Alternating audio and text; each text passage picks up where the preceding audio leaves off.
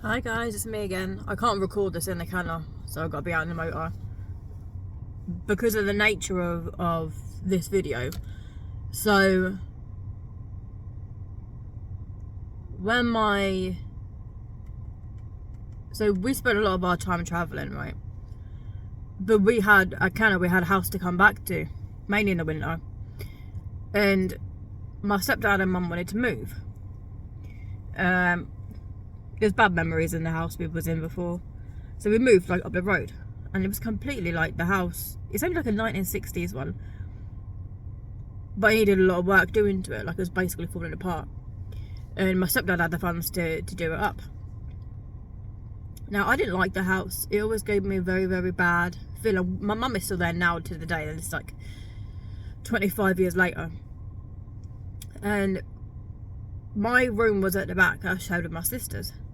And I didn't like it. I did not like it. I hated the garden, and it was facing the garden, and it always felt so uncomfortable. Again, like I'm being stared at. I know I've said that quite a few times, but that's actually what it was like. And so this is before they had really done it up. So I had my little workstation there, because at this point I was still at school. I hadn't been pulled out yet. And I was sitting there, and my stepdad was quite strict. So I sat there doing that, and the room was getting colder and colder. And we'd only been there a few weeks at this point. And I felt like, again, like I just knew I was being watched, I was being stared at.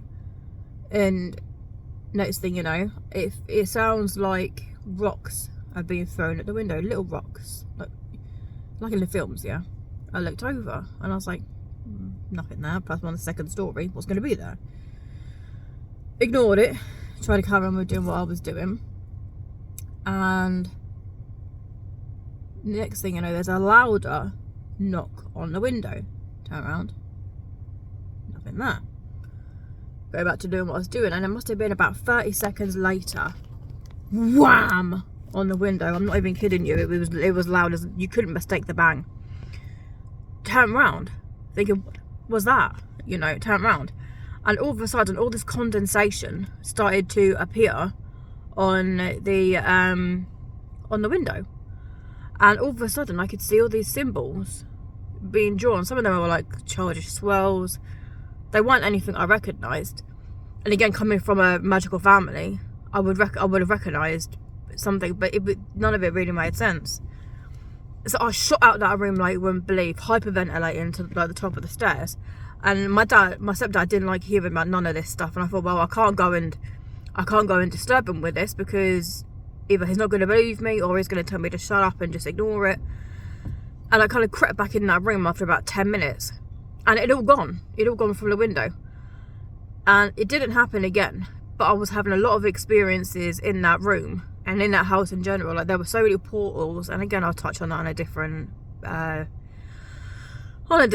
video. But there were so many portals in the garden and in that house. So much stuff was coming through. And especially when you've got a family of mediums, even if they're young ones. And things were getting worse and worse in that house. We ended up having to get it, we never got it blessed by the church, or whatever you want to call it, exorcised, because we don't believe in that. So we had like paranormal people come out, and like shamans and mediums and stuff to give it a good old cleanse. Nothing was working. It worked for a little bit, and they managed to get rid of some of the energy, and they basically shut it in one of the rooms, and luckily it went. But other stuff carried on. So it was because we had more than one entity. Again, we don't say the D word. It's Bench, we don't say that word. And so in the end, my mum was like, right, enough's enough. There's only one way to deal with this.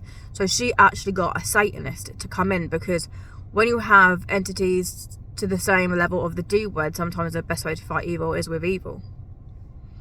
Especially because, and again, I'm going to get a lot of stick for this, but Christians and Satanists, it is the same religion, because you both believe in the same stuff. It's just from different endpoints. One believes in the good side, one believes in the not so good side. And it worked. It actually got rid of the entity. Now the house still isn't entirely 100%, but these are more spirits that we got going on at the minute. Like, I've got one that's constantly turning the taps on and off. It drives me nuts. It drives me nuts. Always a hot tap as well. Sometimes things get moved or knocked over. The lights go ballistic, but that's like commonplace when you have mediums in a house. That's stuff you get used to. But that's just kind of like touching on the bad entities. And there was always a little girl in the garden as well, because before the houses were there, it was all farmlands, from what we understand anyway. And I don't know the significance entirely of the little girl, but she would always show herself to me. And in one of the magazines I was in, they printed this story of it. Or, I mean, I might take a video of it or pictures of it or something and put it on so you guys can see it. But it was enough to get in a magazine and for the message to be told. So we had to get a shaman to come out and put like grid systems of crystals in the garden to keep like her energy contained. And she's moved on now, which is good. The garden, again, it's still not 100%. I think it's the land. The land is on, there's something wrong with the land. So that's kind of like what goes on in the house, what has gone on in the house so far. And I say so far because God knows what's going to come up next. Hopefully nothing as bad as what we've had, especially now we're older and stronger and stuff, and we know how to deal with certain situations. Yeah, so our house has always been active, and it still is now. Yeah, so that's that one.